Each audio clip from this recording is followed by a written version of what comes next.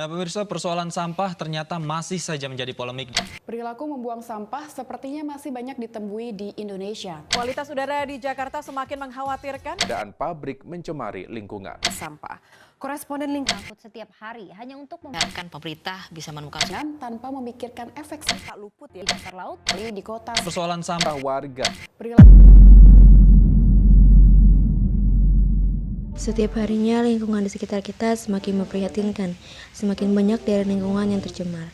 Dilansir dari Badan Statistik Lingkungan Hidup Indonesia, pada tahun 2023, Indonesia mengalami pencemaran lingkungan sebanyak 17.826 yang terjadi hampir di seluruh daerah. Sengaja atau tidak, sebagian besar kerusakan lingkungan terjadi karena ulah manusia, sedangkan sisanya diakibatkan oleh fenomena alam. Ledakan penduduk menjadi salah satu faktor penyebab meningkatnya aktivitas industri modern dan pertanian, yang akan berdampak juga pada peningkatan jumlah limbah berupa senyawa-senyawa berbahaya berkonsentrasi tinggi dan sulit terurai. Perlu waktu, tenaga, biaya, ilmu, komitmen, dan konsistensi untuk dapat mengembalikan lingkungan yang sudah rusak. Bioremediasi merupakan salah satu metode pemulihan lingkungan dengan cara biologis yang didasari bahwa dalam sebuah ekosistem yang utuh, mikroba, jamur, dan bakteri memiliki fungsi yang sangat luas dan penting dalam mendaur ulang sisa buangan.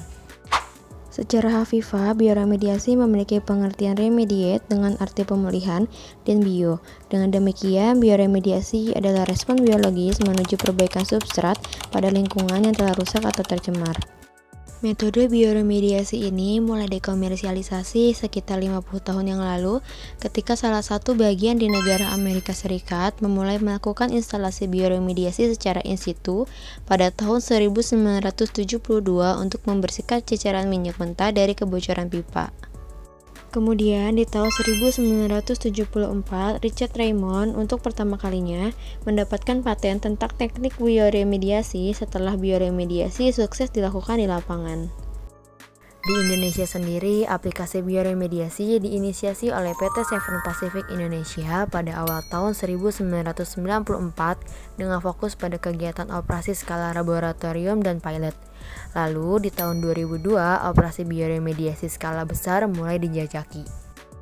Berdasarkan tempat pelaksanaannya, kegiatan bioremediasi dapat diklasifikasikan menjadi bioremediasi in situ, yaitu teknik pengurai di mana senyawa berbahaya diurai secara biologi di lingkungan asalnya, dan bioremediasi ex situ, yaitu teknik pengurai senyawa berbahaya yang didahului dengan upaya pemindahan polutan ke lokasi lain. Sedangkan berdasarkan pemberian perlakuan, bioremediasi diklasifikasikan menjadi biostimulasi, yaitu memberikan tambahan nutrisi, elektron akseptor, dan oksigen untuk menstimulasi perkembangan mikroba. Dan bioagumentasi adalah penambahan mikroorganisme yang dikultur spesifik ke dalam lingkungan yang terkontaminasi untuk biodegradasi kontaminan. Berdasarkan keputusan Menteri Lingkungan Hidup Nomor 128 Tahun 2003, lingkungan yang terkontaminasi oleh senyawa organik berbahaya, misalnya minyak mentah, harus dipulihkan secara biologis. Langkah tersebut diambil sebab minyak mentah memiliki karakteristik dan sifat yang khusus. Ceceran minyak mentah yang berupa petroleum hidrokarbon merupakan jenis kontaminan paling berbahaya yang dapat mencemari lingkungan, baik tanah maupun air. Dengan demikian, pemulihan dengan bioremediasi menjadi solusi yang paling tepat karena lebih dari 190 genera jamur dan bakteri memiliki kemampuan dalam penguraian petroleum hidrokarbon. Beberapa jenis jamur dan bakteri pengurai petroleum hidrokarbon seperti jamur Fusarium sp F092 yang mampu mengurangi minyak mentah tipe 1, 2, dan 3 pada media cair bersalinitas, lalu Pestaloptiopsis sp NG007 yang dapat menguraikan minyak tipe A dan B pada media cair, kemudian bakteri Bacillus sp yang mampu mendegradasi minyak mentah sebesar 80-89% dari konsentrasi awal sebesar 5000 ppm selama 5 hari. Lalu ada bakteri Hosella altamirensis, yaitu bakteri yang diisolasi dari teluk Kuwait untuk mengurai minyak sebesar 39% dengan konsentrasi awal 1000 ppm selama 14 hari.